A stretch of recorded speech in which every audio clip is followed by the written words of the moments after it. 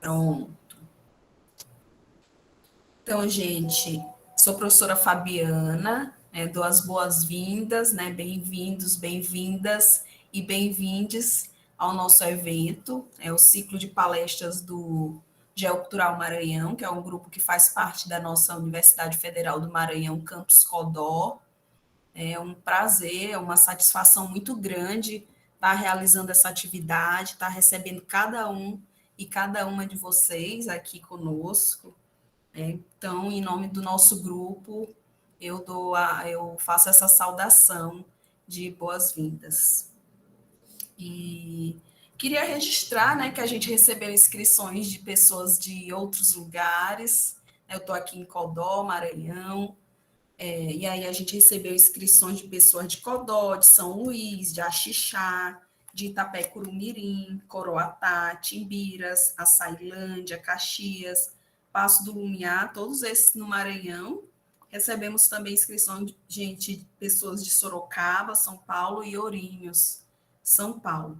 Em relação às instituições, temos participantes da UFMA, né, a Universidade Federal do Maranhão, Universidade Estadual do Maranhão, temos também a Universidade Estadual do Maranhão do Sul, que é a UEMA Sul, temos a Universidade Estadual Paulista de Sorocaba e a Universidade Estadual Paulista de Ourinhos.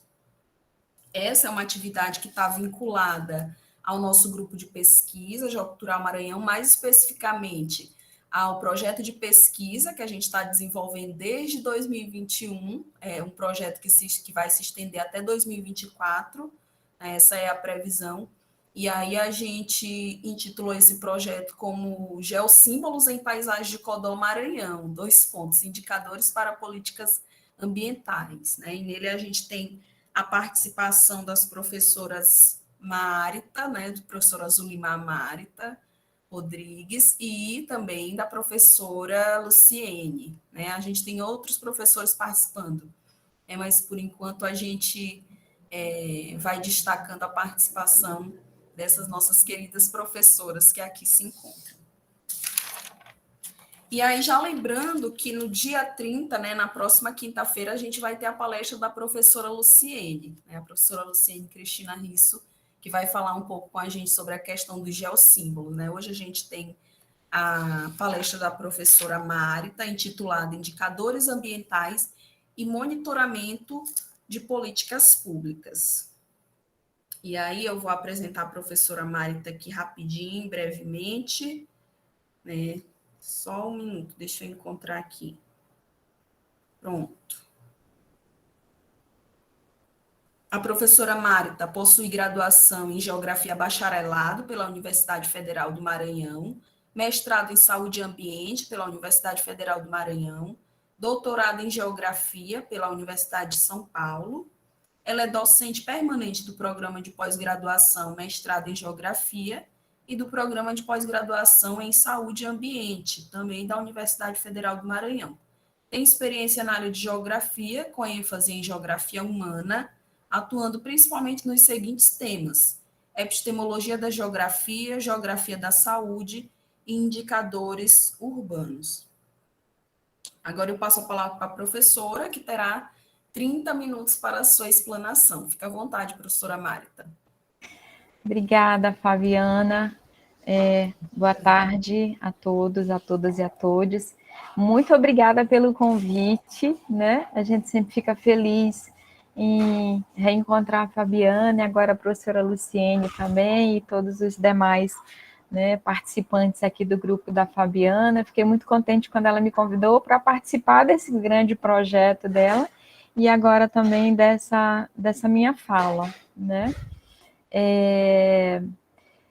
Eu trabalho com 2 temas que estão aí nesse título, né? Eu trabalho com indicadores urbanos, e trabalho também agora com a questão das políticas públicas, então foi muito bom trabalhar esse tema e falar um pouquinho também dele para vocês, porque é algo que, de fato, eu gosto muito de pesquisar, de ler, né? Então, essa é uma grande oportunidade. A partir do momento que a gente começa a estudar os indicadores, eu digo que a gente vê indicador em tudo quanto é canto, né? todo canto a gente vê indicador. Então, o fato de estar aqui na sala com vocês já é um bom indicador para mim.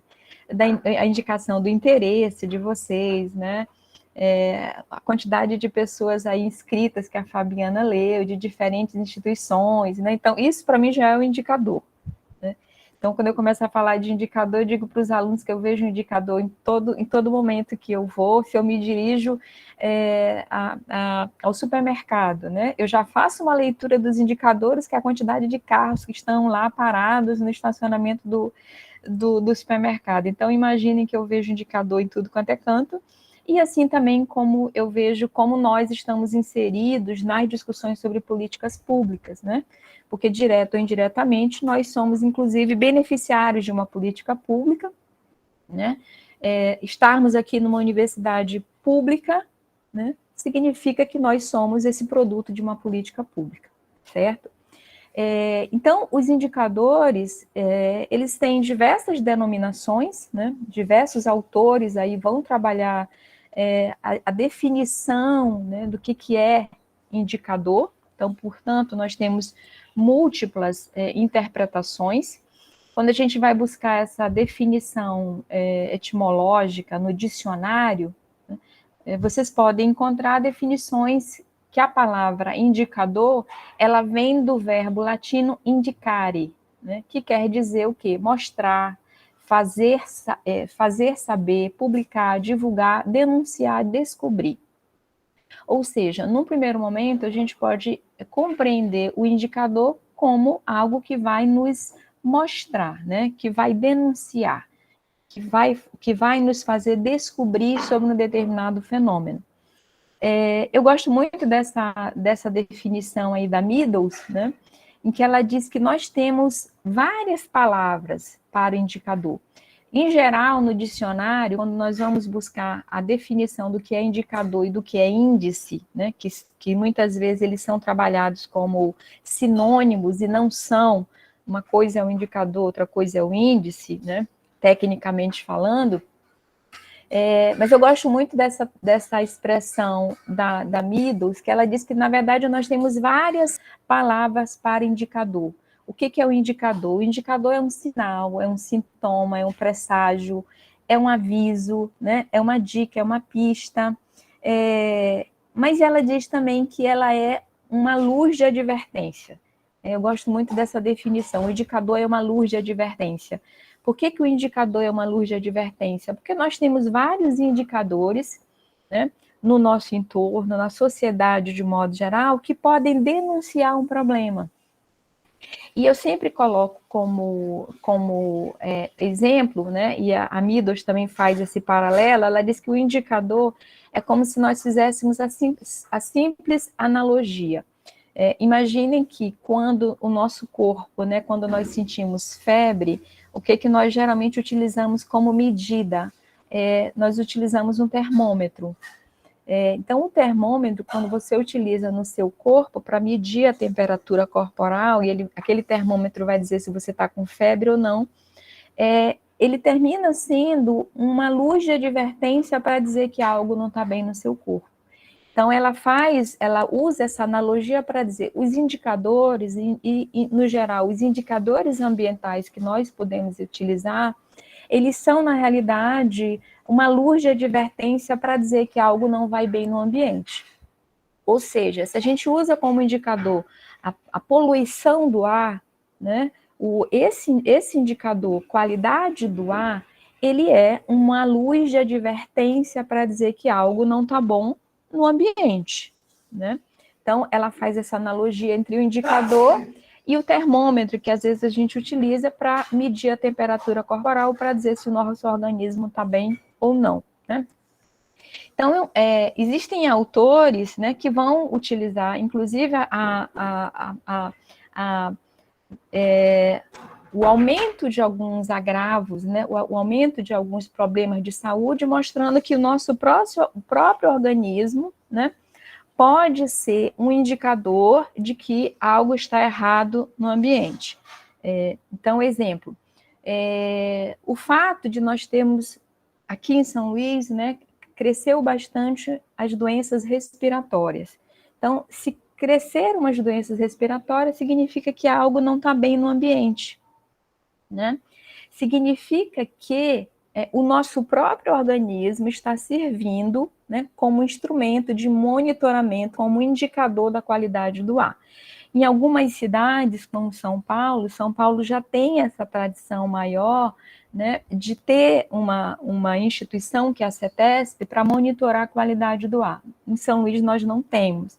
Hoje quem faz monitoramento da qualidade do ar são grandes empresas como a Vale, né? Nós não temos na secretaria, e a Fabiana pode, né, confirmar isso, nós não temos nas secretarias de meio ambiente monitoramento da qualidade do ar, né? E aí eu lembro muito do livro do Martinez Allier. O Martinez Allier tem um livro chamado Ecologismo dos Pobres, né? Quando ele fala da questão até da injustiça ambiental, como o fato de alguns indicadores ambientais trazerem maiores impactos, né, para as populações mais vulneráveis. Tá? E o Martinez Allier, nesse livro dele, Ecologismo dos Pobres, ele diz que, muito provavelmente, o nosso organismo está servindo como bioindicador ou como biomonitoramento, né, dos desequilíbrios ambientais. Então, os indicadores, por isso, têm múltiplas interpretações e, na realidade, também múltiplos usos, né?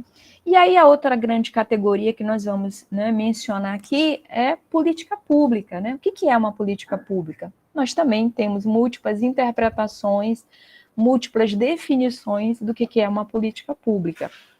O Peters, né, em 86, diz assim: política pública é a soma das atividades dos governos que agem diretamente através de delegação e que influenciam a vida dos cidadãos, né? Então, todos nós aqui somos diretamente ou indiretamente beneficiados por uma política pública educacional, uma política pública de saúde, né, política pública habitacional, enfim. E aí o Thomas Day, né, traz uma definição bem simples, né, mas uma das mais aceitas também, em que ele afirma que política pública é o que o governo escolhe fazer ou não fazer. Então, eu sempre trago isso para exemplos nas nossas cidades, né? Quais são as políticas públicas que os nossos gestores resolvem investir e as políticas públicas que eles simplesmente não fazem nada. Então, é muito comum em determinadas gestões municipais, estadual ou federal, os governos, né, dentro da aplicabilidade, né, dentro da gestão, investir em determinadas áreas, né, investir em determinadas políticas públicas, ou seja, o que o governo escolhe fazer e o que ele não faz, né, que, em geral, também traz grandes prejuízos para a população, né? Então, o Thomas Day, né, traz essa discussão bem ampla de política pública para dizer o que ele faz e o que ele deixa de fazer. E se a gente trouxer isso para as nossas realidades, né, de São Luís, Codói e de demais cidades aqui, a gente vai observar muito bem, né, que tipo de política pública os nossos gestores estão fazendo ou deixando de fazer. Tá? E aí vem o PNUMA, né? Então, o Programa das Nações para o Meio Ambiente, ele afirma que os indicadores, eles são, sobretudo, recursos de informação, ou melhor, são pacotes de informação. Eu gosto bastante também dessa definição. Porque quando a gente pega um índice como o IDH, né, que é o Índice de Desenvolvimento Humano, o Índice de Desenvolvimento Humano, ele é o quê? Ele é um pacote de informação, né? O Índice de Desenvolvimento Humano, o IDH ou IDHM, que é o Índice de Desenvolvimento Humano Municipal. Então, só para esclarecer, o IDH ele foi criado numa escala, né, de país, e depois ele foi adaptado para a escala municipal. Então, por isso que nós temos o IDH e temos o IDHM, que é o Índice de Desenvolvimento Humano Municipal. O IDHM, ele tem um pacote, ele na verdade, ele é uma informação e ele é um pacote de informações sobre os municípios.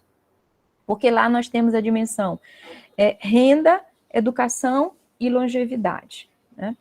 E aí, mais uma vez, a Hong diz assim, olha, simplificando, o que são os indicadores? Os indicadores são estatísticas que fornecem algum tipo de medida a um fenômeno particular de preocupação, né? Então, na hora que a gente trabalha com indicadores ou índices, eu estou medindo um fenômeno, né, que eu tenho particular preocupação, que eu quero medir. Eu gosto sempre de lembrar um indicador que é mortalidade infantil. Mortalidade infantil é um indicador, né, que o Paulo Januzzi, ele diz que é um indicador de extrema sensibilidade. Porque na hora que você percebe, né, os gestores percebem, e a gente também pode perceber isso, que a mortalidade infantil está aumentando num determinado município, epa, a mortalidade infantil aumentou no município, olha a luz de advertência, né? Significa que um sinalzinho de alerta está tocando ali para dizer algo não está bem no município. Porque mortalidade infantil, eu tenho por trás um pacote de informações que pode estar atrelado à falta de acompanhamento daquela gestante, né, como aquela gestante se alimenta, como ela mora, as faltas de políticas públicas para as crianças e as gestantes no município, né? Então, ela termina sendo uma medida a um fenômeno particular de preocupação. Se eu, gestor, né, tenho como preocupação a saúde, eu vou ver quais são as medidas, né, que eu vou monitorar, qual é a política pública que eu vou monitorar. Se eu estou trabalhando na Secretaria de Educação, eu também vou ter medidas para monitorar aquele fenômeno de preocupação, tá? Então, os indicadores e os índices, né, eles nos mostram também como nós, ao longo do desenvolvimento, né, do uso dos indicadores e índices, nós fomos atribuindo valores a fenômenos mais importantes. E aí eu pontuo aqui 3 momentos importantes para a gente pensar o surgimento dos indicadores e índices, tá? Ah, Mari, só surgiram esses 3 aí? Não, tem vários, mas aqui eu gosto de pontuar esses 3 para mostrar nessa cronologia da valoração do uso dos indicadores. Ou seja, a década de 30, 1937 mais ou menos, foi quando o PIB, que é o Produto Interno Bruto, foi lançado. Então, um dos primeiros índices lançados que ganhou visibilidade. Ou seja, eu quero mostrar que, nesse momento, a nossa primeira grande preocupação em medir eram os fenômenos econômicos. A gente queria medir se o país estava crescendo economicamente ou não. Até hoje, a gente utiliza o PIB. Só que, posteriormente, foram sendo criados outros indicadores, aí eu coloco o IDH, na década de 90, e chamo a atenção para mostrar para vocês que nós levamos praticamente 60 anos, né, porque foi da década de 30, quando o PIB foi lançado, até a década de 90, para se lançar um indicador social. Ou seja, foi quando se começou a perceber que a medida econômica de crescimento econômico do país, no caso o Brasil, não significava distribuição de renda. O país estava crescendo economicamente, mas as desigualdades sociais estavam aumentando, né? E aí se cria o IDH, né? O IDH, ele foi criado justamente para tentar se sobrepor a essa medida puramente econômica que o PIB traz, né? E é interessante porque mais recentemente se lançou também o FIB, né, que o FIB é Felicidade Interna Bruta, né? Tem uma história interessantíssima que não dá tempo de falar aqui, mas depois a gente pode falar sobre isso, de um livro lançado, na verdade, por um jornalista que chama A Geografia da Felicidade. E ele vai contar toda a história da criação do FIB, Felicidade Interna Bruta, para se contrapor também ao PIB, enfim. E aí, depois, então, se criam os indicadores ambientais, ou seja, nós começamos a criar os indicadores econômicos, os indicadores sociais e, mais recentemente, os indicadores ambientais. Dou o exemplo aí da pegada ecológica, que eu acho que muitos de vocês já devem conhecer a pegada ecológica, né, que é um indicador que vai medir o impacto que nós temos sobre o ambiente a partir de hectares de terra, né? Quanto eu, Marita, com o meu estilo de vida, o meu estilo de consumo, quanto é que eu posso impactar em hectares de terra, né? Quem não conhece, eu sugiro entrar lá no site do WWF e lá tem é como se fosse um questionáriozinho que você, né, vai respondendo aquelas opções e você consegue calcular a sua pegada ecológica, tá? Aqui essa cronologia é para mostrar justamente isso, que nós começamos a criar primeiro os indicadores econômicos, porque nós valorizamos primeiro o econômico. Depois nós começamos a criar e a trabalhar e a divulgar os indicadores sociais, para medir as desigualdades sociais. E por último, mais recentemente, sim, que nós começamos a trabalhar com os indicadores ambientais, né? Inclusive isso muito posto nas grandes conferências, né? A própria Agenda 21, na Rio 92, fala da necessidade da criação de indicadores ambientais, né, para a gente medir o tão famoso desenvolvimento sustentável, mas para a gente medir também as perdas ambientais que nós não temos, né? É claro que hoje muita gente trabalha com biomonitoramento, e eu costumo lembrar que o biomonitoramento também é antigo.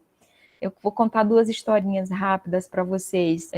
Na Roma antiga, havia um arquiteto chamado Vitrúvio Polio. E o Vitrúvio Polio ele já trabalhava com biomonitoramento. Então, quando se ia construir uma cidade, o Vitrúvio Polio dizia que antes tinha que colocar animais para pastar naquela área em que se queria construir uma cidade, para saber se aquele ambiente era saudável ou não para construir a cidade. Então, qual era a técnica de biomonitoramento criado? Era colocar animais para pastar naquela área, depois esses animais eram sacrificados e iam-se avaliar as vísceras desses animais. Dependendo da coloração, aquele ambiente era um ambiente bom ou não para se edificar uma cidade, né? Então, é o que a gente discute hoje sobre cidades sustentáveis, cidades saudáveis, que é uma técnica antiga.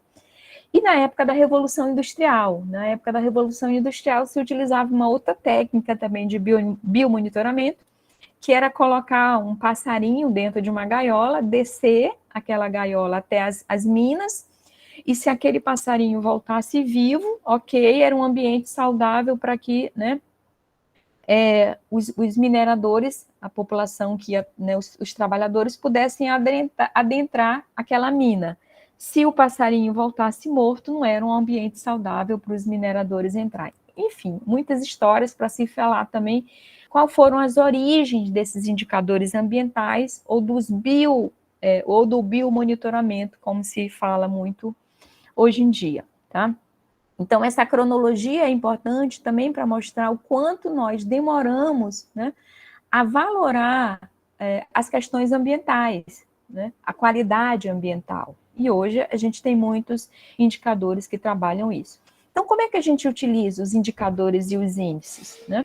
A gente utiliza, de um modo geral, eles são aplicados para conhecer e monitorar o estado dos mais diversos setores que nós estejamos preocupados em pesquisar e em estudar. Então, eu posso utilizar indicadores para trabalhar com a questão da saúde, né, educação, cultura, segurança, habitação, emprego, renda, vulnerabilidade social, desenvolvimento sustentável e políticas públicas de um modo geral, né, gente? Inclusive, os indicadores sociais, daí a grande falta que a gente tem hoje, né, e a grande pressa que nós temos hoje para a realização do censo, porque sem dados sociais, sem a realização de grandes levantamentos estatísticos, como é o censo, não se faz política pública, né? Vocês sabem que a gente está com 2 anos de atraso para a realização do censo e, né, com muita expectativa que ele seja de fato realizado, né, para que a gente possa, inclusive, investir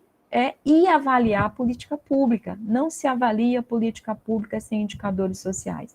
E a gente tem muitos trabalhos interessantes, tendo como base indicadores sociais, né? Tem um livro que fala sobre a desigualdade do Brasil durante os últimos 20 anos, eu não vou lembrar direito agora do título dele, mas a quem interessar depois eu posso mencionar, é que eles fizeram, o pessoal do IPEA, né, do Instituto de Pesquisa Econômica Aplicada, eles fizeram uma pesquisa interessantíssima nos mais de 5.000 municípios do Brasil, e identificaram o seguinte: nos municípios em que foram construídos, né, foram criados conselhos municipais, os indicadores sociais daqueles municípios melhoraram. né? Só para lembrar, é a partir da Constituição de 88 que se preconiza a criação dos conselhos municipais, Conselho Municipal de Saúde, Conselho Municipal de Educação, e eles constataram que nos municípios em que foram criados o maior número de conselhos municipais, os indicadores sociais melhoraram, né? Então, é como a gente tem a forma de monitorar as políticas públicas nos mais distintos setores aí que possam nos interessar. Então, os indicadores, né, e os índices, eles são importantíssimos para monitorar políticas públicas, porque nos últimos anos, nós tivemos uma demanda muito grande para trabalhar indicadores e índices, né, para usar os indicadores e os índices, e eu volto a lembrar da importância da Constituição de 88, porque é a partir da Constituição de 88 que houve, os municípios ganharam mais autonomia, né, então houve uma descentralização administrativa muito maior. Imaginem que o município que nós moramos, eles são os entes federativos mais próximos. Os municípios ganharam mais autonomia, inclusive para fazer a gestão das suas políticas públicas, fazer a gestão dos recursos, dos repasses federais. Então, os municípios, eles passaram a ter mais responsabilidades e, por isso, eles tiveram mais necessidade de trabalhar com seus indicadores. Para quê? Para fazer um diagnóstico da realidade municipal, quais são os indicadores de saúde, né, de educação, de segurança, de emprego e renda, de cultura, de ambiente, de saneamento, de mobilidade urbana, de vulnerabilidade social. Ou seja, os municípios precisam de indicadores para diagnosticar a realidade do município, do seu próprio município, e monitorar suas políticas públicas, né? Então, muitas políticas públicas habitacionais, o Minha Casa Minha Vida, né? Quem são essas pessoas beneficiadas, né? O antigo Bolsa Família, que agora, né, mudou para Auxílio Brasil. Existem estudos sobre essas políticas públicas monitorando com base nos indicadores. Quem são essas famílias, né? Quais foram os impactos dessas políticas públicas, né? Tanto do aspecto social quanto do aspecto ambiental, são importantes a gente monitorar isso para monitorar se de fato aquelas políticas públicas implementadas, elas estão funcionando ou não, tá? As políticas públicas ambientais, elas estão linkadas a várias outras políticas, né? Aqui eu coloquei apenas 4, né, para a gente pensar como elas estão interligadas, mas a gente poderia acrescentar outras aqui, né? Então, as políticas ambientais, eu tenho desde a Política Nacional de Meio Ambiente, né, a Lei 6938/84, né, as mais recentes, né, então a Política Nacional de Meio Ambiente que gerou a criação do CONAMA, né, que gerou toda um organograma de se pensar a questão ambiental, né, com a criação do CONAMA, com a criação do IBAMA, com a criação mais recente do ICMBio, né, e aí outras políticas, como a Política Nacional de Resíduos, né, a Política Nacional de Saneamento, né, a Política Nacional da Defesa Civil. Então, eu coloquei aqui apenas 4 para a gente pensar como essas políticas elas estão interligadas e como, de fato, a gente precisa observar os indicadores para medir, para monitorar essas políticas públicas ou essas políticas nacionais, né? Só para dar um exemplo e relembrar, a Política Nacional de Resíduos Sólidos, ela diz, né, ela preconiza que os municípios devem elaborar os seus planos municipais de resíduos sólidos. Os municípios que nós moramos, a prefeitura, já criou o seu plano municipal de resíduos sólidos, né? A Política Nacional de Saneamento fala da necessidade do município criar o seu plano municipal de saneamento. Os municípios que nós moramos têm o seu plano municipal? né? A Política Nacional de Defesa Civil diz que o município tem que elaborar e mapear as suas áreas, né, de risco, risco de desabamento, risco de alagamento. E aí, o município que nós moramos tem já esse plano municipal, né, para monitorar isso? Tá? Então, e essas políticas, mais do que nunca, elas devem estar articuladas. Aqui eu trouxe como exemplo as políticas públicas ambientais, mas elas devem estar articuladas com as políticas de saúde, com as políticas de segurança, com as políticas habitacionais, enfim. Né? Não tem como a gente desarticular essas políticas todas. Tá? E aqui, para a gente começar o debate, então eu estou entendendo que os indicadores, eles são ferramentas importantes de informação para avaliar avanços, retrocessos ou estagnações nos mais diversos aspectos dos setores da sociedade.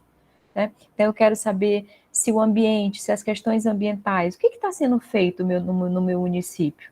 Né? Então são os indicadores que a gente pode eleger que vão nos dizer, né? Tem saneamento na minha cidade? Não tem saneamento na minha cidade? Como que estão as questões dos resíduos sólidos, né? Os indicadores, eles são instrumentos para subsidiar os gestores públicos em suas administração e, atenção, são recursos importantes para a população avaliar os seus gestores. Né? São instrumentos para subsidiar as pesquisas acadêmicas, nós que trabalhamos na academia, né, nós que pesquisamos, com proposta de avaliar fenômenos, todos nós fazemos isso aqui, mas eu sempre trago essa temática dos indicadores com a importância de se pensar o estímulo para pensar a cultura pelos indicadores. O que eu quero dizer com isso? Que nós temos que começar a observar mais os nossos indicadores, gente, principalmente os indicadores da nossa cidade. Por isso que eu digo sempre que é necessário estimular a cultura pelos indicadores. Então, imagine que cada um de vocês eleja um indicador no município de vocês para monitorar. Como eu trabalho muito com dados da saúde, imaginem que eu eleja o indicador mortalidade infantil e como se comportou a mortalidade infantil durante 4 anos da gestão daquele prefeito, da gestão daquele governador. Então, como eu mostrei o exemplo, eu falei do exemplo no início, na hora que a mortalidade infantil está aumentando numa cidade, a luz de advertência para dizer que algo não está bem.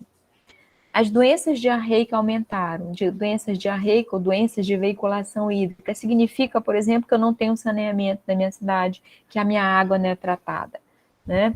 Poluição do ar, significa o quê? Então, eu falo sempre da necessidade de que a gente comece a observar mais os sinais de alerta na nossa cidade, em qualquer campo, seja no campo ambiental, social, educacional, cultural, né? Vamos começar a observar os sinais de alerta que a cidade nos mostra, né? Exatamente, Ana Luísa, os aumentos dos casos de dengue é um indicador, né? Vamos começar a observar mais esses sinais de alerta, esses sinais de advertência que os indicadores mostram para a gente e que a gente vai identificar se aquela política pública do município está funcionando ou não, tá? Vamos começar a observar isso, tá? E aí, só para tentar fechar um pouquinho aqui a minha fala e estimular o debate de vocês, é pensar como usar os indicadores ambientais para monitorar as políticas municipais da minha cidade, né? Então, o que está acontecendo com as nossas cidades? Como é que o ambiente dela está, né? Como que está a mobilidade urbana, como que está a questão dos resíduos, como que está a questão do saneamento, tem lixão, não tem lixão, como que a prefeitura está investindo na cultura, porque cultura também é importante, tá? Então, assim, eu acho que trabalhar com indicador, ele abre uma gama de possibilidades enormes para a gente começar a observar. Então, como eu disse para vocês lá no início da aula, para mim tudo é indicador. Desde quando eu chego, né, desde que eu estaciono o carro para ir ao supermercado e eu vejo que tem muito carro ali, eu digo, não, esse não é o momento legal para eu entrar no supermercado, porque eu vejo que é um indicador de muita gente no supermercado. Então, eu trago isso para um leque maior, que é a cidade. A cidade está aí para ser estudada pela gente, né? E eu digo sempre que a cidade está aí para ser estudada pela gente como profissionais e pesquisadores que somos, como moradores que somos, como pessoas que vão votar, né? Então, comecem a observar mais os indicadores das cidades de vocês. Né?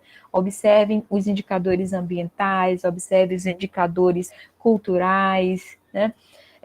Os indicadores da violência urbana, os indicadores da violência contra a mulher. Tem vários fenômenos aparecendo aí que os indicadores demonstram e que, por isso, eles vão demonstrar se uma política pública, né, teoricamente aplicada no município, ela está tendo eficiência ou não eficiência. Tá?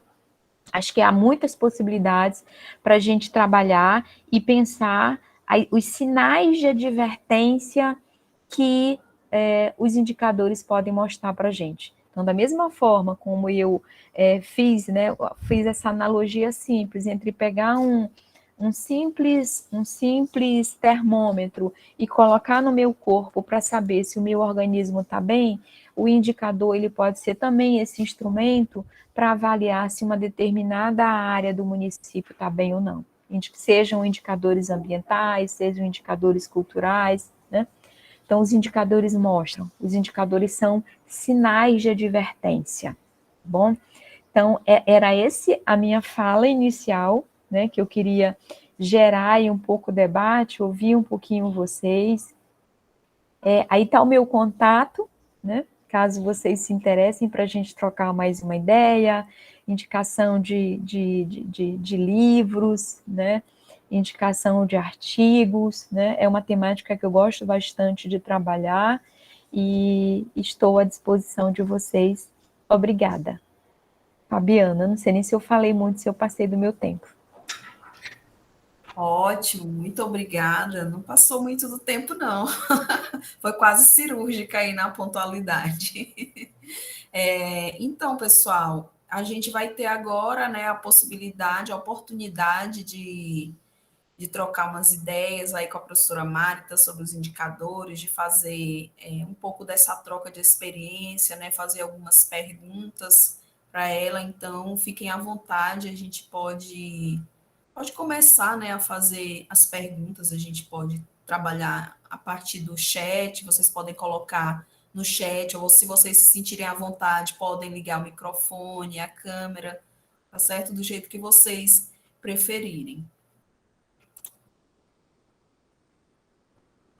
Ana Luísa até falou sobre a questão da dengue, né? Que isso pode ser um indicador muito interessante, esse aspecto aí que a Ana Luísa chamou a atenção. Pois é, e a questão da dengue, que é aquele outro indicador de sensibilidade, né? O Paulo Januzzi, que trabalha com a questão das características do que deve ter um indicador, e ele diz da sensibilidade do indicador. Então, aumentou o número de casos de dengue, e infelizmente está lá, mostrando que a gente não tem saneamento básico adequado, a gente tem várias áreas de lixões aí espalhados pela cidade, né? Ou seja, ele termina refletindo a falta de infraestrutura da cidade. Tem uma questão ambiental, sim, né? Porque a gente está no meio tropical, então a questão da chuva, do aumento da temperatura, já se observou que isso tem uma influência grande para aumentar, né? Para aumentar o número do mosquito, mas o que se percebe cada vez mais, né, inclusive algumas pesquisas que nós fizemos aqui no mestrado em saúde e ambiente, é que a infraestrutura urbana ela é determinante, porque eu tenho a água parada, né? A gente tem várias áreas de lixões e isso impacta diretamente. Então, aumentou, e inclusive agora, né? Porque a gente, né, ficou no meio da pandemia e havia uma preocupação muito grande em começar a monitorar e notificar os casos de Covid, e a dengue ficou meio de lado em termos, gente, porque ela continuou aí, né? Ela continuou adoecendo as pessoas, matando as pessoas. Então, é um indicador de que algo não vai bem na cidade, né? Que faltam vários reparos mesmo, né? Sobretudo do saneamento básico, de água de qualidade, né? Aqui em São Luís a gente tem o serviço ele é desproporcionalmente ofertado. A gente tem uma amplitude maior do abastecimento de água em detrimento do serviço de coleta de esgoto, né? E fora a questão dos lixões aí a céu aberto, que os resíduos são lançados indevidamente. Então, a gente tem muitos indicadores aí para trabalhar, né? Nossa, Muito essa mesmo. questão aí dos lixões é bem problemática, né? Apesar da gente ter legislação que fala sobre essa questão, desde 2010 que a gente tem uma política nacional de resíduos sólidos, Pois é. determinando, né, que os municípios brasileiros transformem essas áreas de lixões em aterro sanitário, né? E aí, até agora, a maioria dos municípios brasileiros não tem ainda, né, os aterros sanitários. É bem sério. Aqui em Codó a gente tem essa problemática também. Tem um grande lixão conhecido aqui na cidade, onde a própria prefeitura faz o descarte, né, dos resíduos sólidos, e é muito preocupante essa questão. Eu tive a oportunidade de conhecer, quando eu fui numa disciplina de educação ambiental, uma turma de pedagogia foi. Fora o impacto ambiental, a questão social mesmo, né? Muita criança lá no lixão, né? E é interessante porque, assim, interessante entre aspas, tem soluções técnicas, né? Tem soluções técnicas, não se fala ou não se quer implementar coleta seletiva, né? A logística reversa, que também está na Política Nacional de Meio Ambiente, enfim, tem solução, né, Fabiana? E traz um bom indicador sobre a política municipal, né? Por isso que eu defendo muito a história dos indicadores. Imagina se cada um de nós elegesse um indicador, né, no início da gestão. Cada um vai ficar responsável por um indicador e vai monitorar aquilo ali. Então, imagine vocês, alguém aqui, não, vamos monitorar as escolas, né? Quantidade de crianças que matricula, quantidade de criança que na evasão escolar, que abandona, por que abandonou? Vamos começar a monitorar isso, né? E vamos ver isso ao longo dos 4 anos. Vamos pegar a questão da saúde, vamos pegar a questão da cultura, né? Vamos pegar aí o orçamento do município, como é que ele está direcionando o orçamento? Ele está direcionando o orçamento mais para a questão educacional, da saúde, da segurança? Dá para monitorar, gente, né? Dá para monitorar através dos indicadores. Dá para monitorar a política pública usando os indicadores. Eu acho que quem faz muito isso ainda é a universidade, né? Dá para fazer muito isso, exatamente, Graziele. Os indicadores são muito importantes para a elaboração dos planos municipais, né? Porque muitas vezes eles fazem isso até sem base em nada, no achismo, né?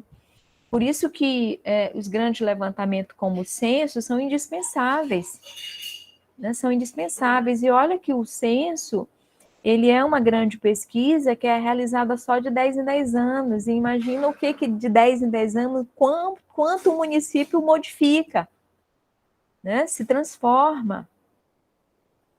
A dinâmica do município em 10 anos é muita coisa. Então, a gente precisa, de fato, esperar agora que esse censo saia, né? Tem uma Pois é. pergunta da Graziella, né? Boa tarde, professora. Quando nós passamos de estudantes para alguém atuante no poder público e temos esses indicadores claros, por onde começar a mudar essa realidade? Obrigada, Graziella, pela pergunta. Eu acho assim, a gente tem uma grande ferramenta que são as pesquisas na universidade, né? A gente, na universidade, a gente tem essa possibilidade até de buscar bons bancos, né? Ou no IBGE, ou no Instituto de Pesquisa Econômica Aplicada, ou na Secretaria de Saúde do município, ou na Secretaria de Educação do município, ou na Secretaria, né, educacional do município. A criação de políticas públicas, Ana Luísa, quando a gente vai estudar o histórico das políticas públicas, muitas políticas públicas elas foram criadas a partir das demandas sociais. Uma parte das políticas públicas, quando elas começaram a ser criadas, elas foram criadas em função do atendimento de direitos sociais, né? Então, educação, saúde, né? Mas algumas políticas públicas, elas foram sendo criadas por pressão da sociedade civil organizada. Um exemplo bem recente, que é um exemplo que eu estou estudando bastante agora, em função de orientações que eu tenho no mestrado, é de violência contra a mulher. Quando a gente vai estudar o histórico disso, por que surgiu, né, uma política para combater a violência contra a mulher? Pressões sociais, né? A sociedade civil organizada, ela começou a pressionar, né? Os indicadores de violência contra a mulher estão aí, infelizmente, cada dia ainda aumentando muito. Houve pressões populares, a sociedade civil organizada começou a fazer pressões, e aí foram criadas várias leis, que no Brasil começa desde lá da Lei Maria da Penha, mas antes até, né, a violência contra a mulher, ela foi inserida obrigatoriamente, dentro de serviços da saúde, né, para qualquer mulher que viesse a ser atendida numa unidade básica e o médico percebesse que era sinal de violência, ele obrigatoriamente começou a notificar. Ou seja, as políticas públicas, elas também são criadas a partir das demandas sociais. Então, se vocês estão fazendo levantamento de determinados fenômenos e observam que esses fenômenos eles estão aumentando, coloquem isso em forma de pesquisa, né? Comecem a divulgar isso, né? Comecem a levar isso para a Câmara Municipal, né? Se articulem para, de fato, que essa política ela se torne uma política pública municipal de enfrentamento de um determinado problema. Porque uma grande parte das políticas, elas só foram criadas a partir de pressão social, né, para dar conta de um determinado problema. Se não for assim, muitas vezes as políticas públicas elas não são criadas simplesmente por benevolência dos nossos gestores, né? Elas são criadas por pressão popular. E nós estamos aqui para fazer pesquisas e também para transformar muito dessas nossas pesquisas em, quem sabe, um projeto que possa se transformar numa política pública municipal. As escutas em comunidade pode ser uma ferramenta, exatamente, né, Graziela? Porque muitas vezes as políticas públicas, elas surgem a partir de demandas da sociedade, elas surgem a partir das demandas de comunidades, né, ou das vulnerabilidades sociais, né? Então, se a gente não... E isso também é muito graças aos conselhos municipais. Então, eu digo assim, olha... vejam aí nas cidades de vocês quantos conselhos municipais foram criados, quantos conselhos municipais de fato funcionam, o que os conselhos municipais estão fazendo, porque os conselhos municipais, eles são uma abertura que a Constituição de 88 propôs, né? A Constituição de 88, ela propôs a criação dos conselhos municipais, e dentro dos conselhos municipais houve a abertura para a participação da sociedade, dos representantes da sociedade civil organizada. Então, tem Conselho Municipal da Saúde, tem Conselho Municipal da Educação. O que eles estão fazendo? Porque eles também são uma forma de monitorar as políticas públicas, né? Então, é importante a gente ficar atento para isso, para os conselhos municipais, como eles estão atuando. Então, seria uma interessante, assim, fazer o levantamento de quantos conselhos municipais estão funcionando aí. Como é que eles estão atuando para melhorar os indicadores sociais, né? Tem um conselho municipal de meio ambiente, né? Tem um conselho municipal da cultura. Como é que eles estão funcionando, né? Então, a gente fica, aquela expressãozinha que eu falei no início, né? Os indicadores, eles são uma luz de advertência, né? Tem um programa, né? Um instrumento de monitoramento dos indicadores ambientais que foi criado, que se chama Painel da Sustentabilidade. No painel da sustentabilidade, eles fazem a comparação como se fosse o painel de um automóvel, né? Então, imagina que quando você está dirigindo, você tem vários indicadores ali, né? Você tem indicador da velocidade, você tem indicador que se de repente o teu combustível está terminando, liga uma luzinha ali para dizer que está terminando, né? Então, o painel da sustentabilidade é isso. E eu vejo a cidade também como um painel da sustentabilidade, né? Que luzes de alerta e de advertência vão ligar. Basta nós estarmos atentos, né? Basta nós começarmos a desenvolver o que eu chamo dessa cultura pelos indicadores, né? A cidade é um painel para a gente de luz de advertência, que algo não está bom e eu preciso começar a prestar atenção nisso, né? Eu preciso monitorar isso.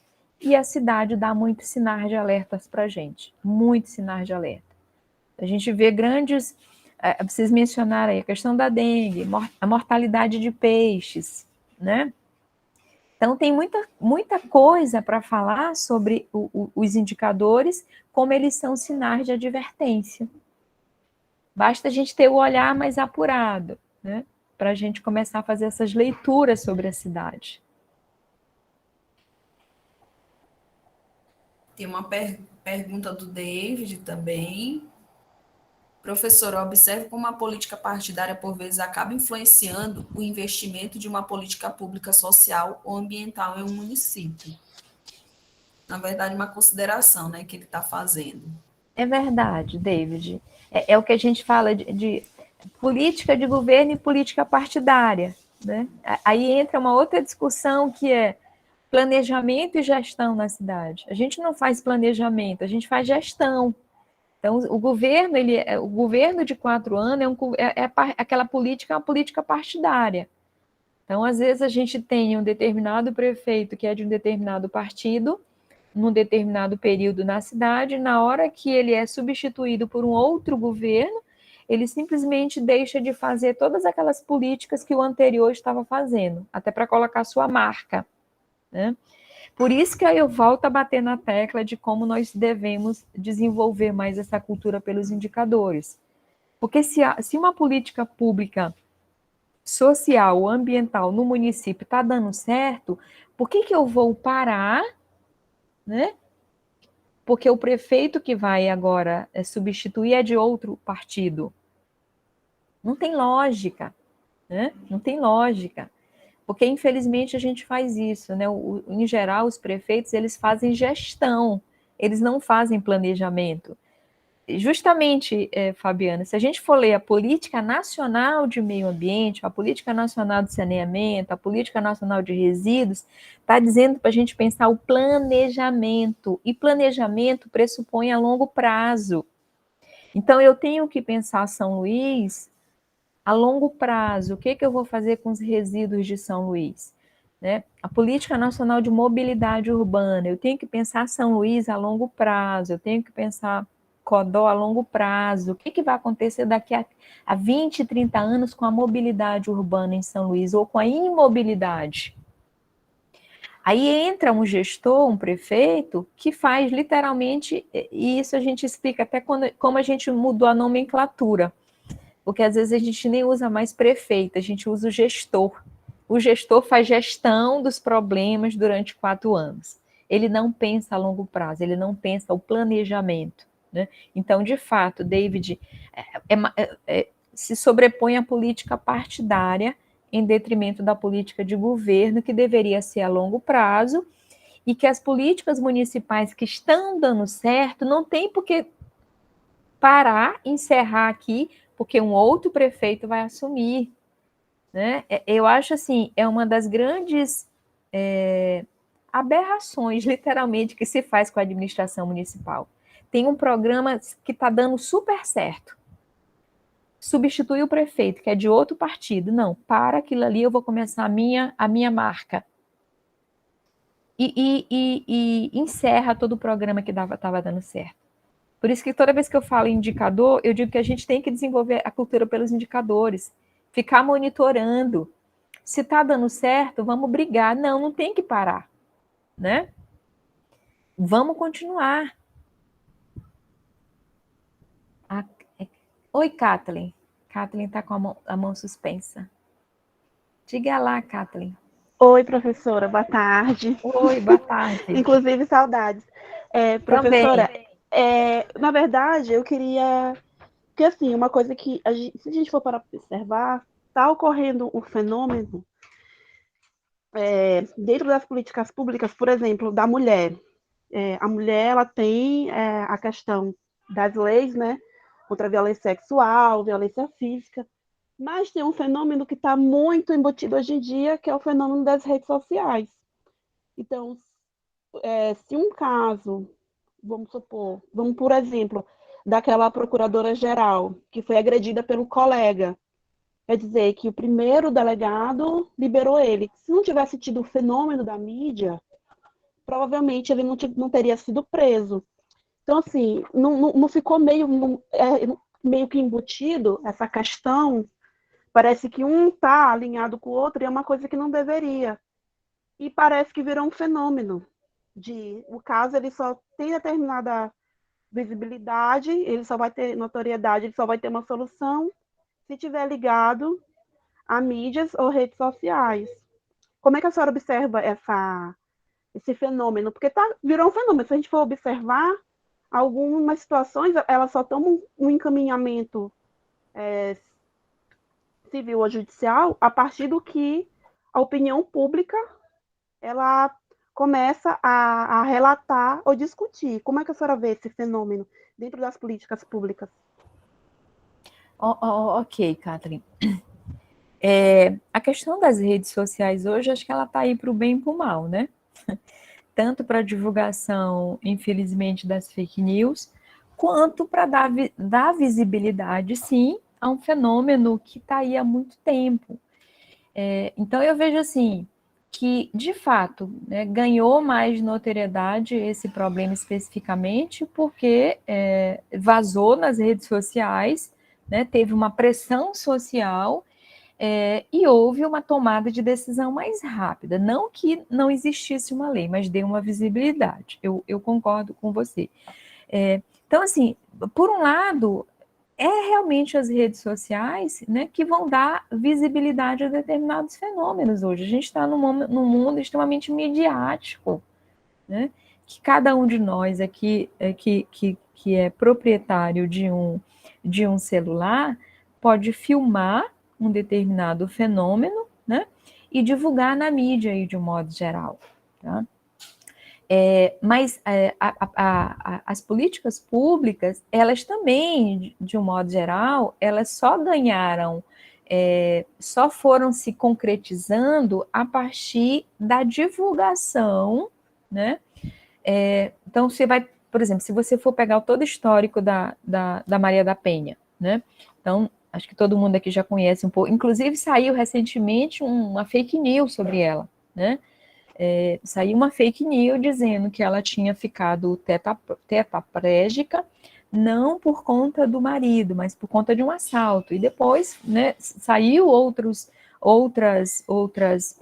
reportagens nas mídias sociais, não na televisão, dizendo que não, que o que ela conta, que ela ficou cadeirante porque o marido atirou nela. Então, eu vejo assim, a questão da mídia, a gente tem que ter uma leitura, né, para distinguir muito grande hoje o que é verdade e o que não é verdade. A gente tem que ter muito cuidado hoje, inclusive, no que a gente repassa. Porque com o WhatsApp, né, e um problema, ele vira um problemão, ele tem uma dimensão muito grande para ser divulgada no país em instantes, tanto para o bem quanto para o mal. Então, nós, inclusive, que somos usuários, temos que ter cuidado. Tá? Mas, por outro lado, nesse caso específico que você mostrou, é um fenômeno, sim, que a gente tem que fazer pressão. Né? A gente tem que fazer pressão, porque se a gente não fizer pressão, vai continuar do jeito que está. Vão continuar inventando mentiras, como inventar essa mentira, né? Com a Maria da Penha, dizendo que não, que ela ficou daquele jeito, porque ela tinha sofrido um assalto, e o marido, inclusive, ajudou. Não, ela ficou daquele jeito porque o marido, de fato, tentou contra a vida dela diversas vezes. Então, o que eu acho que tem que ter cuidado hoje? Com o que a gente divulga também. Né? Verificar se aquela fonte é verdadeira. Sobretudo agora, nesse momento de eleição, a gente sofreu bastante, né, na última eleição com fake news. Então, o que eu vejo como preocupação são as fake news e daquilo que a gente está divulgando. Só divulguem no momento em que vocês conferirem a fonte. Vejam se a fonte é verdadeira. Se a fonte não for verdadeira, não repasse. Mas para dar visibilidade maior a esse problema, eu acho que está correto, né? Porque, de fato, se não tivesse tido essa visibilidade, se não tivesse tido, né, essa mídia toda, talvez ele não tivesse nem sido preso, porque a gente ainda tem, sabe, um fato muito grave no país, que é um machismo estruturante no país. A gente ainda tem que, né, discutir muito do papel e do valor da mulher, dos nossos direitos de serem respeitados, né? Imagine assim, com todas as políticas que foram criadas de enfrentamento da violência contra a mulher, isso ainda acontece. Imagina se não tivesse acontecido, se não existisse, né? E o pior, partindo de uma pessoa da própria justiça que deveria nos resguardar. Então, aquela cena foi simplesmente grotesca, né? Então, eu vejo nesse caso um aspecto bom de dar visibilidade, sim. Mas, do outro lado, a gente tem que ter muita responsabilidade no que a gente divulga, principalmente agora, nesse momento de eleição, né? Não divulguem aquilo que vocês não verificarem de fato a fonte, se é verdadeiro ou não. É isso, Catherine. No âmbito do Maranhão, existe articulação entre o poder público estadual e municipal com pesquisas acadêmicas sobre indicadores ambientais. Esses indicadores têm sido utilizados em políticas públicas? Eu acho bem pouco ainda, né? Eu acho que ainda deveria ter uma articulação maior na esfera federal, estadual e municipal, né? Inclusive dentro do próprio município, como algumas secretarias municipais, elas não dialogam, elas não se articulam, e não dá para pensar a política pública, gente, sem articular. Eu sempre gosto também de falar que as políticas públicas, elas são eminentemente um campo multidisciplinar. Tá? Então, não dá para pensar uma política pública da Secretaria de Ambiente sem articular a Secretaria de Educação, sem articular a Secretaria de Infraestrutura, sem articular a Secretaria de Cultura. Eu acho que o grande problema ainda está aí, na base local, quando as secretarias não articulam entre si, não dialogam entre si, né? E eu sempre lembro que a realidade que está posta aí fora para a gente, que a realidade da nossa cidade, ela é uma realidade eminentemente interdisciplinar. Os problemas que nós estudamos na academia, né, como pesquisadores, eles são interdisciplinares, eles não são disciplinares. Então, cada vez mais eu vejo a necessidade das equipes interdisciplinares, né, de dialogarem para resolver os problemas. Então, os indicadores ambientais, muito menos, porque, como eu mostrei naquela cronologia lá, eles são os menos valorizados, né? Então, você vai pegar indicador de emprego e renda. Quem está interessado em trabalhar com indicador de emprego e renda, entra lá no site do CAGED. O que é o CAGED? É o Cadastro de Empregados e Desempregados. Então, está lá um indicador, né, para as empresas mostrarem quantos foram os empregados com carteira assinada, quantos desempregados, né? Indicador ambiental a gente tem pouco ainda para monitorar, né? Então, como eu lembrei aqui mesmo, em São Luís, quem faz monitoramento da qualidade do ar, quem faz monitoramento da qualidade da água, as pesquisas da academia, tá? Embora as secretarias de meio ambiente já façam, mas se faz muito pouco ainda para monitorar o ambiente. Qualidade do ar, quem faz aqui? As grandes empresas, como a Vale, né? A Vale é que tem várias estações de monitoramento da qualidade do ar, né? As secretarias de meio ambiente não fazem, não têm instrumentos para medir qualidade do ar, e deveria fazer o monitoramento da qualidade do ar, tá? Então, é bem complexo a gente falar também disso, por falta de pessoal capacitado, né? Fabiana sabe bem falar sobre isso também, que ela teve essa experiência, né, Fabiana? Quantidade de pessoas nas secretarias capacitadas para monitorar os indicadores ambientais. Por isso que a gente fica esperando cada vez mais pesquisas de vocês, né? Que vocês pesquisem os indicadores municipais, né? Que vocês pesquisem determinados fenômenos nos municípios de vocês. Exatamente, Fabiana, e é sempre quantitativo, né? É sempre quantitativo, né?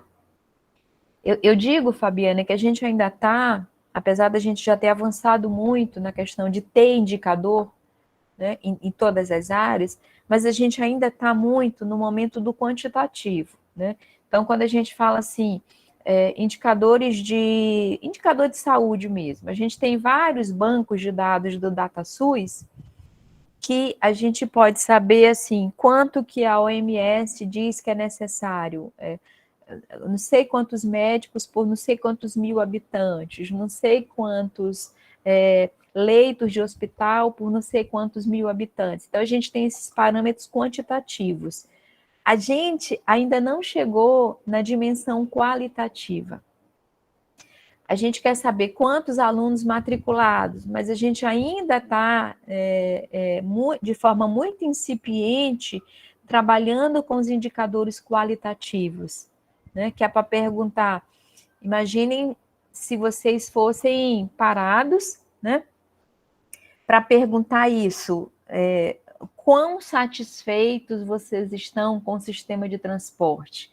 O quão satisfeitos vocês estão com o sistema de saúde dos municípios? Não, a gente ainda está na fase do quantitativo, a gente ainda está brigando pelo direito ao acesso, o básico, a gente ainda não está discutindo a qualidade desses indicadores, né? Como levar essa discussão sobre os indicadores para os alunos do fundamental e o médio?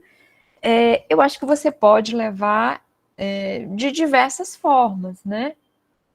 Tanto da quantidade de alunos matriculados, a quantidade de alunos que é aprovado, né?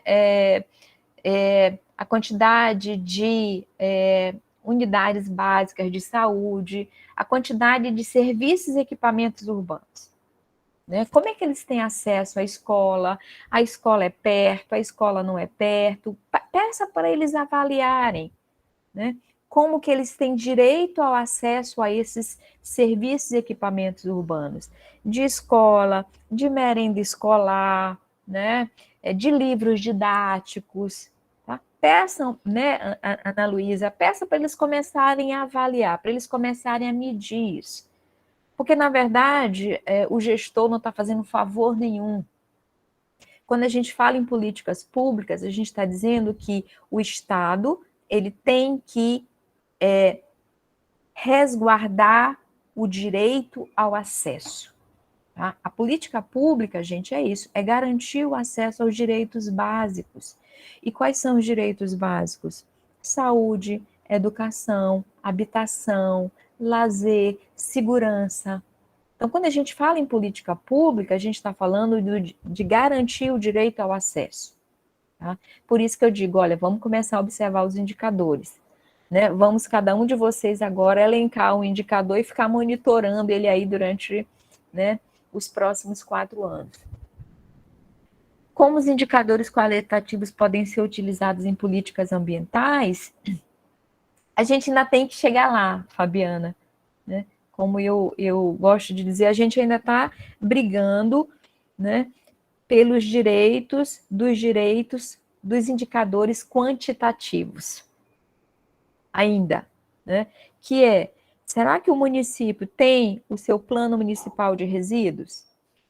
Será que o município elaborou o seu plano municipal de saneamento? Né? Então, a gente ainda está brigando pelo direito ao acesso de indicadores quantitativos. A gente tem várias políticas ambientais, né? A gente sabe disso, mas como elas não são aplicadas ainda. Se você for ver a própria Política Nacional de Resíduos, como ela foi postergada, né? Postergada. Não, o município tem até não sei quando para acabar com os lixões. Não, ele tem mais 5 anos de prazo, ele tem mais 5 anos de prazo, eles vão postergando. Né? Então, a gente ainda está muito nessa fase do indicador quantitativo. A gente ainda não chegou no indicador qualitativo, infelizmente. Acho que a gente ainda tem que brigar muito pelo quantitativo, né, para pensar as políticas públicas ambientais, que é minimamente saber se o município está minimamente atendendo essas políticas nacionais maiores. Por isso que eu citei lá aquelas 4, no mínimo, né? Política Nacional de Saneamento, Política Nacional de Resíduos, a Política Nacional da Defesa Civil. Então, imagina quanto o município de Codó e vários outros municípios que estão aí na bacia do Itapecuru sofrem quando tem enchente. Né? Quanto a população desabrigada. E parece que é um ciclo vicioso, né? Acontece um ano, aquela população, né, que é mais vulnerável, que sofre com as enchentes, é retirada daquele local. Aí tem uma salvaguarda legítima, dizer assim, não, agora a gente pode decretar estado de calamidade, a gente não precisa fazer nenhum tipo de licitação para comprar material para poder proteger aquelas famílias. Só que no ano seguinte acontece a mesma coisa. E aí eu tenho uma política nacional da defesa civil. A política nacional da defesa civil diz para os municípios mapearem as suas áreas de risco. O município está fazendo isso? Então, eu acho que, por enquanto, a nossa luta, Fabiana e demais colegas, é brigar pelo direito ao acesso e ainda na fase dos indicadores quantitativos. Né? Eu penso que depois a gente ainda vai chegar nos indicadores qualitativos, de chegarem para a gente e perguntar assim, o quão satisfeito você está com o abastecimento de água? Olha que luxo. Porque, por enquanto, a gente está brigando com o direito ao acesso. De ter água encanada e água tratada até a nossa casa. Né? A gente não está ainda, se bem que você vai pegar lá a conta, né, da CAEMA, e eles foram obrigados a colocar lá padrões de qualidade da água. Né? Mas a gente não está preocupada ainda, ou não nos deram o direito ainda de saber o quão satisfeito a gente está com o sistema de abastecimento de água, com o sistema de transporte coletivo. Aqui mesmo, em São Luís, a gente está brigando por direito ao acesso, porque a gente não tem transporte público de qualidade. A gente ainda não tem condições, infelizmente, de brigar pelos indicadores qualitativos. A gente ainda está brigando pelos direitos aos indicadores quantitativos. Nossa, a gente está ainda brigando pelos direitos básicos, né? Os direitos básicos, exatamente. Né? Eu tenho uma pergunta em relação já faz uma relação direta assim, com o que a gente está pesquisando, né? Sobre os geossímbolos em paisagens de Codó e o link que esses geossímbolos podem ter com as políticas públicas, né, como indicadores para políticas públicas. Há possibilidade de criação de indicadores ambientais a partir dos saberes das comunidades? Quais caminhos metodológicos podem ser adotados para a geração desses indicadores? Sim. Acho que a gente às vezes fica numa posição aqui na academia que a gente às vezes acha que sabe tudo e não sabe, né? Que é justamente uma das perguntas, acho que foi a Graziella que fez, não sei, de nos voltar para os saberes tradicionais, né? Então, a gente tem muitas comunidades, e aí em Codó é fantástico a diversidade cultural, fantástico. Tá? Então, eu vejo a questão dos geossímbolos que você trabalha, e você fez um trabalho muito importante na questão do Maracanã, o quão foi rico, né, ouvir a população, né, resgatar esses símbolos, resgatar a cultura. Então, eu vejo isso também, sim, como um indicador qualitativo, não dá para ser quantitativo aí, né? Que é de ouvir as pessoas, de nos voltar para os saberes tradicionais, né? De ouvir, de resgatar esses símbolos. Aí sim, eu acho que seria um ganho interessante para vocês trabalharem com indicador qualitativo, mesmo porque é único, né? Não tem como quantificar aí. Né? É exatamente aí, nesse caso, trabalhar assim com indicadores qualitativos, certo? E tentar mostrar o quão é importante isso. Né? Esses dias eu vi, inclusive nas redes sociais aqui, o pessoal do Boi de Santa Fé, né, denunciando o quanto eles foram, de certa forma, retirados das apresentações dos arraiais do Estado. Né? Então, as apresentações deles foram reduzidas em detrimento para os bois, né, que tem uma visibilidade, que tem um marketing muito grande. Nada contra, né? Nada contra, mas a gente sabe que, literalmente, o que a gente chama de o boi raiz, né, que é o boi de matraca, que é o boi, né, que é o boi de pandeirão, né, esses são verdadeiramente, eles ilustram verdadeiramente a cultura do Estado. Então, assim, uma coisa é mostrar algo mais midiático, né? Houve quem, inclusive, comparasse esses os chamados bois de orquestra, né?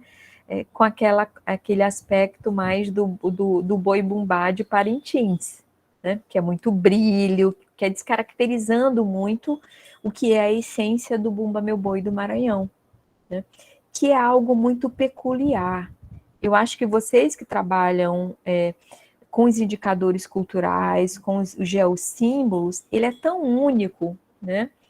E traz uma identidade tão grande à cidade, ao Estado, que eu tenho que resgatar isso, eu tenho que registrar isso. Né? Então, eu vejo a tua pesquisa, Fabiana, de extrema importância. Né? Então, de fato ouvir a comunidade, é trabalhar com cartografia social, como você trabalhou no Maracanã, né? Para registrar isso, para deixar isso registrado enquanto, sobretudo a população, né, mais velhos, mais idosos, conseguem registrar. Porque, infelizmente, isso pode se perder, né? Se a gente começar a padronizar culturalmente falando, né?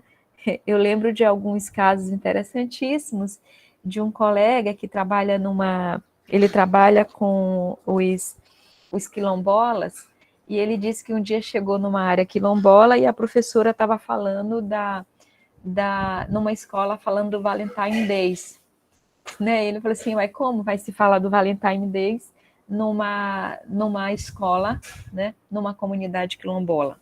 Eu vou só fechar aqui rapidinho, porque a minha bateria está acabando. Só um minutinho.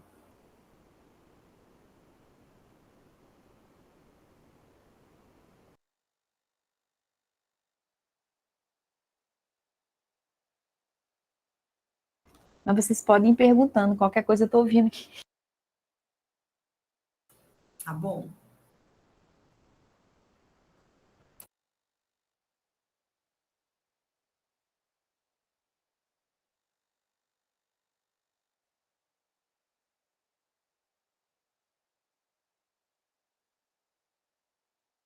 Pronto, gente, eu liguei aqui a bateria. Então, Fabiana, eu acho que você tem um instrumento importantíssimo na mão aí de trabalhar com os indicadores, né? Dos geossímbolos, aí sim, entendo como indicador qualitativo, né? Da cultura, né, que precisa ser registrado, que precisa ser identificado, e que você vai conseguir sim através, né, de ouvindo as pessoas, né, porque isso não está registrado nos livros, que é um outro aspecto que a gente debate também, né, de como os nossos livros didáticos, eles padronizaram tudo, né, e não valorizaram os aspectos regionais, locais, né. Agora que a gente começa a observar isso na geografia, principalmente, né, de trabalhar as questões mais locais, as questões culturais, e os geossímbolos é um indicador qualitativo, né, de resistência, inclusive, né, de resistência, inclusive. E, Então, tu consideras que o próprio geossímbolo pode ser um indicador? sim, é um indicador, né, é um indicador, né, é um indicador Uhum. da cultura, né, é um indicador do ambiente, né, e que tem a sua particularidade, que tem a sua individualidade, e que é único. Então, isso precisa ser registrado, né? A tua pesquisa, ela tem esse caráter, né, de registrar esses indicadores. Mas aí, como eu estou dizendo, eu vejo indicador em tudo quanto é canto, né? Acho que a minha leitura, o doutorado fez isso com a minha cabeça, gente. De tanto ler sobre indicadores, eu vejo indicador em tudo quanto é canto. Eu lembro de um evento que eu estava participando, até com o professor Cordeiro e com o professor Ulisses, e que eles estavam admirando, né, toda a parte da jardinagem lá do local onde a gente estava, onde era a abertura do evento. E tinha aquelas bromélias, lindas as bromélias, né? E eles começaram, eu falei assim, gente, mas bromélia é local que acumula muito água, é indicador que deve ter dengue por aqui, deve ter mosquito. Então, assim, a loucura que é a cabeça da gente quando a gente começa a falar e vê indicador em tudo quanto é canto, né? É bem interessante essa questão dos indicadores e do. A gente tem trabalhado já, né? Já identificamos alguns geossímbolos aqui de Codó, a gente trabalhou aplicando questionários, inicialmente foram questionários virtuais que a gente aplicou, e aí, dentre os geossímbolos citados nas paisagens de Codó, as pessoas citaram o lixão do Codó Novo, né? As pessoas citaram Riacho Água Fria, citaram algumas igrejas, né? E todos esses citaram morros também, que aqui em Codó é muito característica, que é essa questão da presença dos morros. Codó é uma cidade cercada, né, essas unidades geomorfológicas, e inclusive tem até a própria questões religiosas também são evocadas em relação a esses morros, né? Os alunos já relataram que algumas pessoas de religiões se dirigem para esses morros e fazem seus rituais nesses morros. Inclusive o pessoal de pessoas de igrejas evangélicas, né? Tem esses morros aí como formas sagradas. Então, é bem interessante. E aí fazer um link, né, com que foi explanado na palestra, né, esses indicadores como possibilidades de elaborar políticas públicas, de planejar, né, e de avaliar. E é isso que isso falta muito aqui em Codó, né? Não é uma exceção, mas Codó chama muita atenção por conta de descasos em relação mesmo às políticas públicas, né? Que a gente observa que não tem expressividade de políticas ambientais em Codó, infelizmente. Agora que a gente começa a ver um pouco, principalmente na mídia, a gente observa a, a presença dos agentes jovens ambientais, que é um programa do Estado, né? Um programa estadual que envolve jovens e envolve também bolsas, eles recebem bolsa para participar desse programa, E aí aqui em Codó a gente tem observado que eles estão fazendo atividades, por exemplo, de plantar, né, de fazer plantação de mudas, naquela estrutura lá que se chama de Parque Ambiental de Codó, que também é uma problemática. Eu conheci também. O Parque Ambiental também foi citado como geossímbolo. E aí a gente pensa, né, a gente fica refletindo como uma estrutura dessa pode ser chamada de parque ambiental, né? E o governo do estado desmatou muito ali, e no entorno daquela lagoa, que eles conhecem como Lagoa da Trizidela, foi tirado muito buritizal. Ali é uma área de brejo, né? Então tiraram as árvores. Como se chamar um local assim de parque ambiental, né? Se você desmata para fazer estrutura de concreto no entorno daquilo ali. Também se fala muito, a gente aplicando as entrevistas, né? A gente também observou que as pessoas falam muito dos problemas das enchentes, que já existia ali naquela região e que agora foram intensificados com a questão da drenagem, né? A drenagem que está precária lá. Eles fizeram a estrutura do parque, é mais uma estrutura de lazer, né? Eu observo aquilo mais como uma estrutura de lazer para a população. Então, fizeram toda aquela estrutura de concreto e tal, e mexeram na drenagem, ficou pior. Aquela área já inundava, já sofria com esses problemas das inundações, e agora ficou pior. Então, as pessoas que moram no entorno, que são mais afetadas, nossa, como elas sofrem com essa problemática. É realmente a cidade, né? Infelizmente, o que não faltam são problemas, né? Dependendo do tamanho, aqui ele se sobrepõe, e eu acho que a gente tem essa possibilidade, né, de desenvolver esse olhar, né, mais atento. Eu digo que eu sou sempre suspeita para trabalhar, mas assim, para mim, os indicadores é um dos melhores instrumentos para isso. Porque a gente pode elencar indicador de diversas temáticas, né? Indicadores que a gente diz que já são institucionalizados, indicadores que não são institucionalizados, né? Por exemplo, aqui em São Luís, questão da violência, eu tenho os dados da Secretaria de Segurança, que são dados oficiais institucionalizados, mas muitas vezes a gente tem indicador através da mídia, né? Como que os jornais divulgam aqueles casos de violência. Então, muitas vezes os jornais ou até as mídias sociais, como a Cata lembrou aí, são ferramentas também para monitorar determinados fenômenos.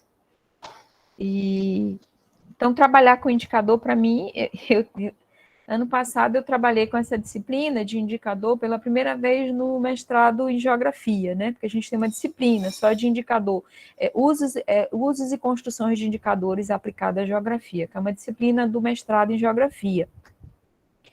E todas as pesquisas dos alunos, eu via que eles estavam medindo indicadores, por mais que eles já achassem que não era indicador. E terminou sendo interessante, porque um aluno que vai trabalhar com a história dos ecopontos falou assim, não, aí depois terminou falando para o orientador dele, não, professor, eu também estou trabalhando com indicador, né? Porque são sinais, são luz de advertência, né? Para dizer que algo está bom ou algo não está bom. Então, especificamente no caso de vocês estão trabalhando com a questão dos geossímbolos. É um indicador qualitativo, né? É um indicador cultural. Porque eu posso ter no município um painel de indicadores, eu posso ter um painel de sustentabilidade, né? Então, eu posso monitorar tanto indicador educacional, da saúde, da cultura, né? Ou indicadores verdadeiros ícones da cultura, né? No caso de Codó tem muito isso, né? Então, são símbolos que são da cidade.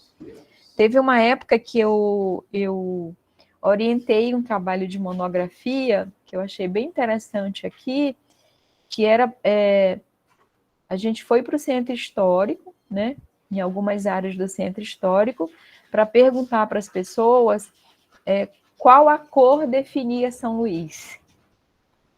foi bem legal, porque assim, a cor que definia São Luís era azul, né? Então, assim, é um indicador interessante, cultural, simbólico, né? Como já foi feito isso em outras cidades, e a cor que mais definia São Paulo, por exemplo, era cinza, porque a cidade é cinza. Ou seja, para mim, são várias as possibilidades de se trabalhar com indicador, né, gente? Eu sou super suspeita para falar. Raquel também pensou na cor azul. Na hora que tu fizeste essa Foi? pergunta aí, ela disse: Ah, é azul, São Luís é azul. Pois é, né? Que é uma Surpresa, questão né? é algo da percepção ambiental também da gente, né? Como que a gente percebe a cidade, né? O Tuan fala muito sobre isso, né? Da percepção, que a percepção do morador é uma, a percepção do visitante é outra. Mas nesse caso, tanto moradores quanto turistas que a gente entrevistou, eles identificam como define, qual a cor que define São Luís? Azul. É interessante, é um indicador. Será que tem relação com os azulejos, com os contornos dos A gente achou que azulejos? sim, a gente achou que sim, né? A gente achou que tem essa relação com a questão dos azulejos. Pensa logo naquelas cerâmicas, né, Ana Luísa? Pois é. Então dá para perguntar em Codó também, né? Qual a cor define Codó? Interessante. É um indicador cultural para mim. E é um indicador da percepção ambiental. E aí dá para pesquisar isso e imagina cada um aqui elegendo um indicador e monitorando as políticas públicas de Codó. Como tem muito, né? Visitem lá o Observatório Nossa São Paulo, que é uma iniciativa, né? Tem vários, na verdade começou lá vários observatórios na América Latina, eu acho que tem o Observatório Nossa Bogotá, aí aqui no Brasil começou o Observatório Nossa São Paulo, eles trabalham muito com os indicadores, mais os indicadores quantitativos. Tinha o Observatório Nossa São Luís, infelizmente depois, acho que não está mais funcionando direito, eu cheguei a participar muito do Observatório Nossa São Luís, eles divulgavam muitos indicadores, né? O Observatório Nossa São Luís, ele foi uma iniciativa dos empresários, né? Era um movimento social e depois acho que ele foi decaindo, não tem mais, mas o Observatório Nossa São Luís era fantástico quando eles divulgavam os indicadores, porque a mídia caía direto e queria saber por que estava acontecendo isso com o indicador social, o que estava acontecendo com o indicador de saúde, né? Eu acho que talvez fosse interessante, quem sabe, montar um observatório Nossa Codó, né? E colocá-la na cidade, né? O que está acontecendo? Quais são os indicadores que estão melhorando? Quais são os indicadores que estão piorando? Como é que estão os geossímbolos, né? Da cidade?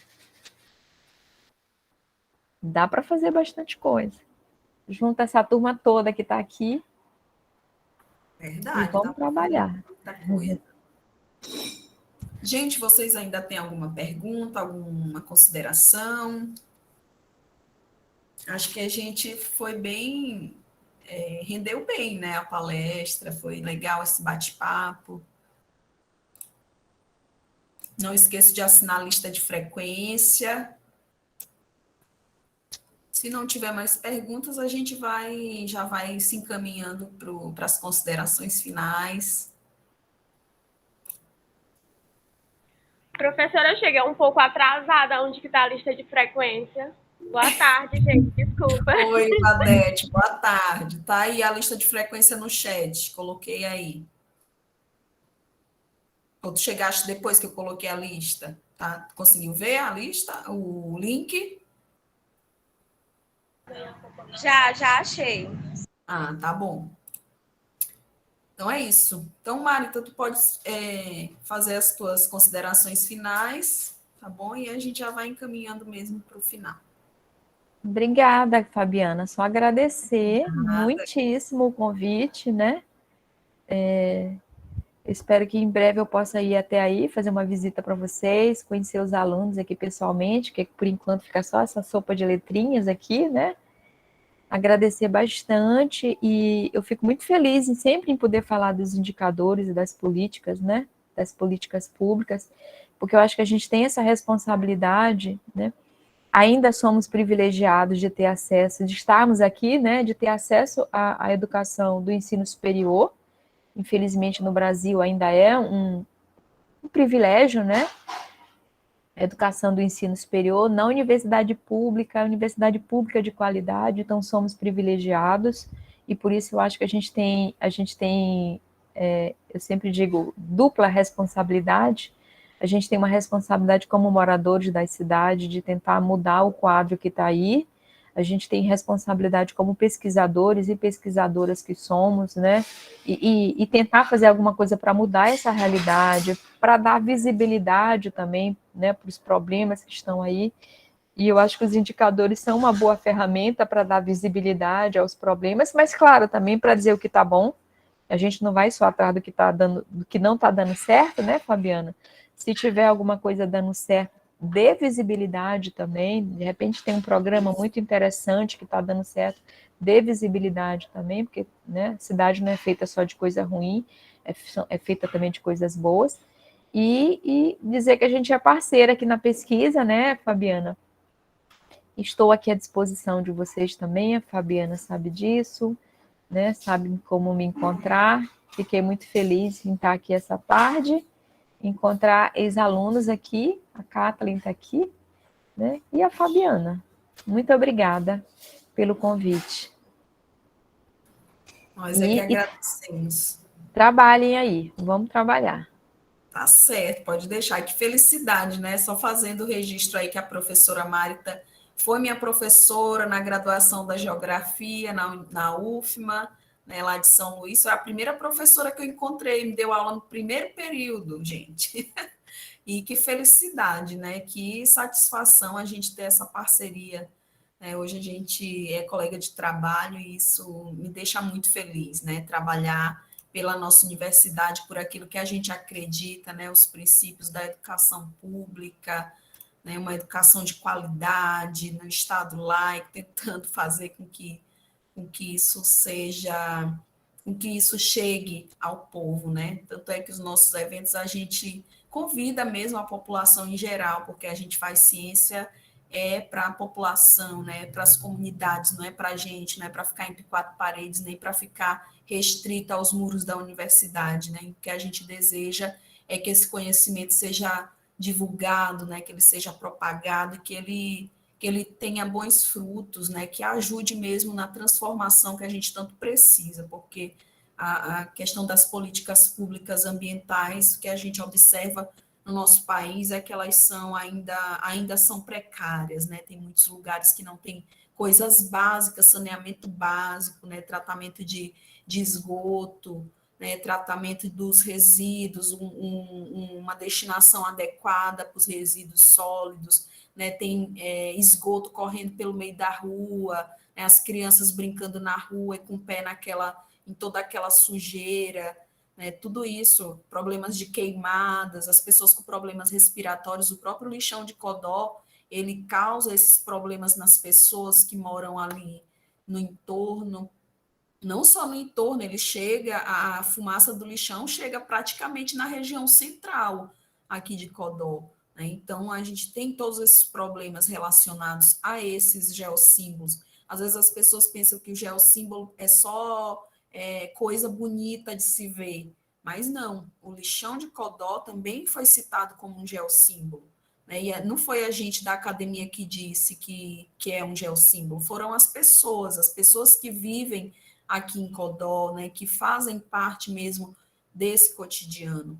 Então, trabalhar com geossímbolos abre várias possibilidades, e principalmente trabalhar com as pessoas, né, com o que elas pensam, com o que elas sentem em relação também aos valores. Então, trabalhar com os indicadores também abre bastante possibilidades para a gente. Então, a gente observa essas potencialidades aí dos indicadores ambientais, né, como a professora Marta nos fala, né, como ela traz para a gente esses conhecimentos tão importantes sobre a questão dos indicadores. Então, só tenho a agradecer e a manifestar, né, minha profunda felicidade de ter a parceria da professora Marita, da professora Luciene, de ter a parceria também do grupo de pesquisa, né, os membros do nosso grupo, representado aqui pelo David, pela Ana Luísa, pela Josi. Então, gente, eu só tenho a agradecer, né, a externar minha felicidade. E aí, aproveito para lembrar vocês, né, da segunda palestra, que vai ser no dia 30, na próxima quinta-feira, às 16 horas, que é a professora Luciene que vai ministrar e vai falar sobre geossímbolos na Amazônia, né? Ela trabalhou com comunidade indígena, então tem coisas muito interessantíssimas, assim como o que a professora Marita trouxe hoje, né, de extrema relevância, super importante. A professora Luciene vai trabalhar mais com a questão das paisagens, dos geossímbolos nas paisagens. Então, aproveitem, né? Lembrando que o nosso evento vai ter certificados, né? Então, por isso que é importante o preenchimento da lista de frequência, que passou hoje, que vai passar também na próxima semana, na quinta-feira. Então, não deixem de preencher a lista de frequência, né? Espero todos e todas e todes na próxima quinta, para a gente finalizar o nosso ciclo de palestras, né? Muito obrigada, estamos felizes, né? Eu falo aqui em nome do nosso grupo de pesquisa. Muito obrigada a todo mundo que está participando, né? E que tem participado, que tem acompanhado também nosso trabalho aí nas redes sociais. Muito obrigada, gente. E até a próxima.